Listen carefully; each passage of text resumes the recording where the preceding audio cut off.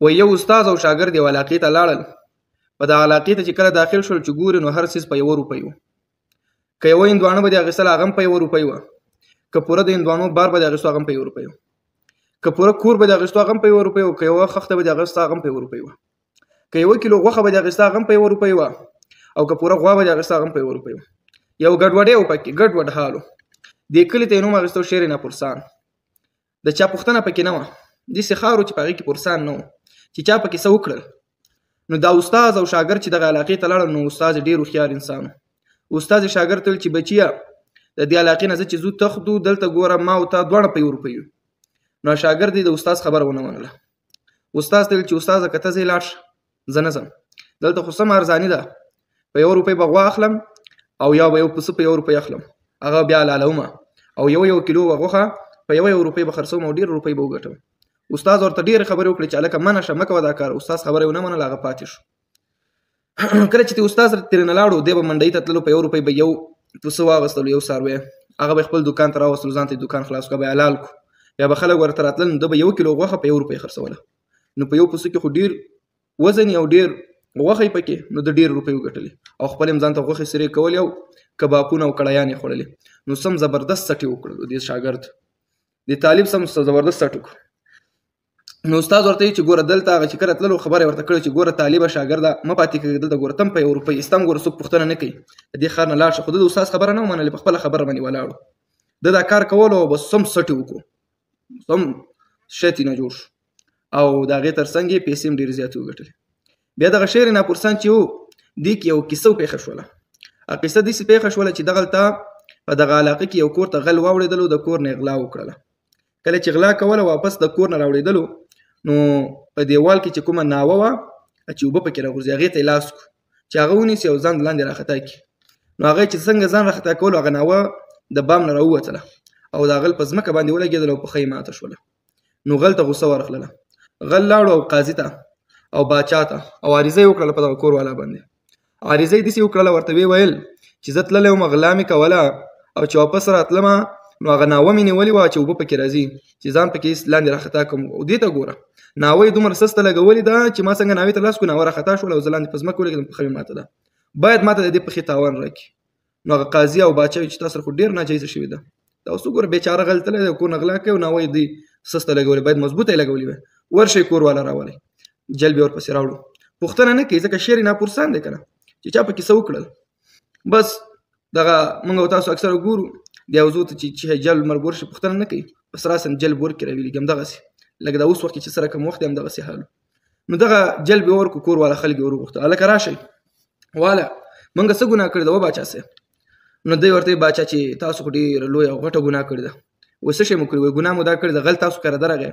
غلا یې وکړله، واپس چې راتللو نو ناوې ته یې لاس واچولو چې لاندې ځان راخطا کړي سلو او په ځمکه سلو ولګېږي او تاسو ناوه دومره سلو لګولې ده دومره کمزورې مو لګولې چې غل ورته څنګه لاس کړی هغه راخطا شو د غل پښه ماته شوې. د دې د غل د پښې د ماتولو تاوان به تاسو اوس ورکوئ. نو اوس هغه کور والا هم پوهېدو چې دا باچا خو جاهل دی چې لاول چارې زه وکړله بس هغه ګټلې ده.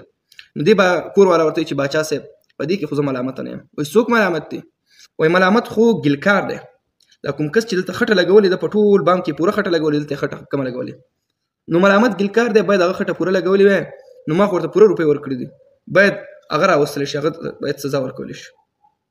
هغه ورته صحیح ده که نه کس پیدا شو. وایي کس څوک دی؟ ورشي ګلکار راولئ. نو ګلکار پسې خلک لاړل. چې کله ګلکار پسې خلک لاړل منډې منډې ګلکار را پیدا کړ. ګلکار دلته راشه باچا دې غواړي. ګلکار چې را خبر شو منډې راوهي چې کله راغی باچا ته امر کوي څه خبره ده؟ وایي غل غلا کړې ده، کور ته اوښتی بېرته چې راتلو ناوه یې نیولې وه او ناوه سسته تا لګولې خټه دې کمه لګولې او د غل پښه ماته شوې ده ته به د هغې تاوان ورکوې.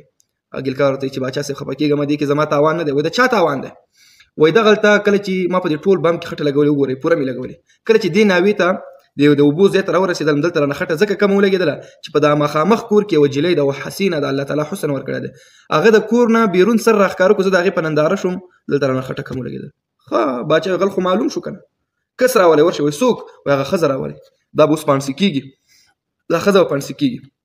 هغه ورته ولې به پانسي کېږي؟ و چې دا ولې بیرون سرونه راوباسي دا چې سر راوباسي او ګلکار به ورته ګوري چې ګلکار ورته ګوري خټه به ترې کمه لګېږي بس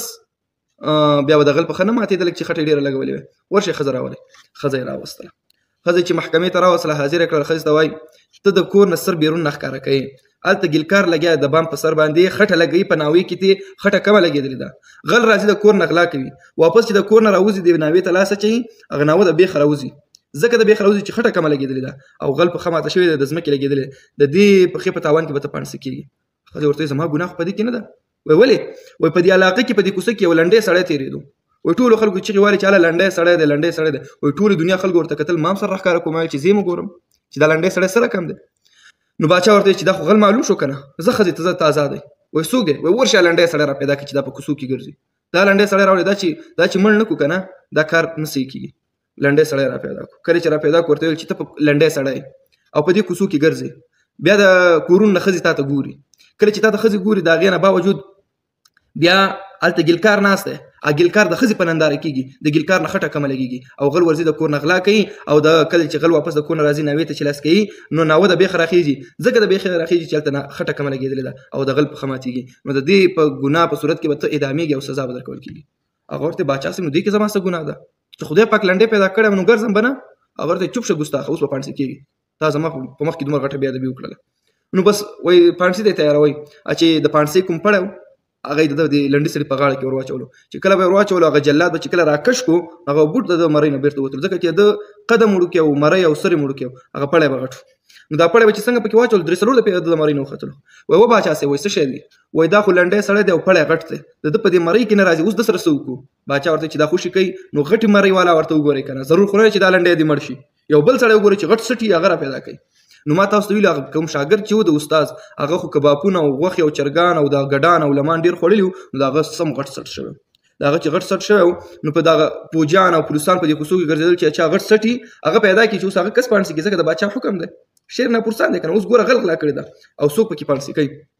نو خلک ګرځي اپړی ورسره دی چې د چا په سټ کې برابر راشي بس هغه پانسې کېږي نو چې ګوري دغه قصاب یا د قاري صاحب په دوکان کې ناست دی غوښې خرڅوي او زبردست سټي کړی دی پوه شوې زبردست سټي کړی دی نو چې ویې کتل که نه د ده سټ سره هغه پړی